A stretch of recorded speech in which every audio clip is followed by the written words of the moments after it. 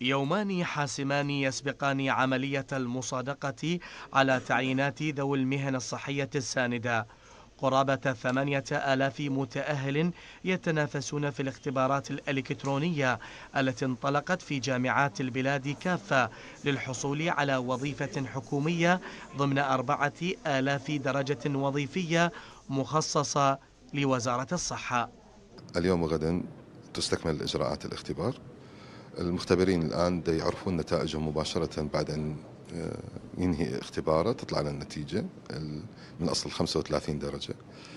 إضافة إلى هو عرف بالنتيجة من الاستمارة اللي هي من أصل 65 درجة، تجمع الدرجتين ويتم اختيار الرقم الأعلى للتوظيف في وزارة الصحة بعد أن يقوم المجلس بإصدار قرار تعيين خاص بهم. وبينما تهيئ الجامعات مراكز الحاسبة العلمية لإجراء الاختبارات للمشمولين عبر 3 وجبات تظهر فيها نتائج الاختبارات بشكل مباشر، بعدها يعمل مجلس الخدمة الاتحادي على قبول الحاصلين على أعلى نقاط المفاضلة في التعيين. آلية الامتحان تجري بصورة إلكترونية بالكامل مما يضمن العدالة والشفافية التامة.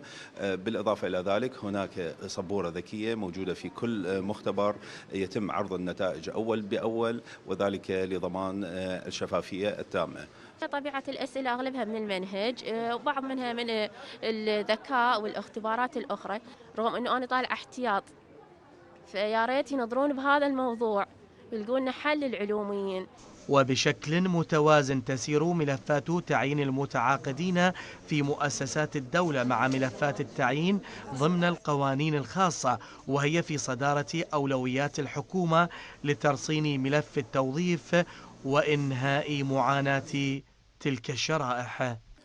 وبعد انتهاء الاختبارات، وهي المحطة الأخيرة التي تسبق عملية المصادقة على تعيينات المتأهلين للتعيين ضمن درجات ذوي المهن الساندة في وزارة الصحة. سجاد الموسوي، العراقية الإخبارية، بغداد.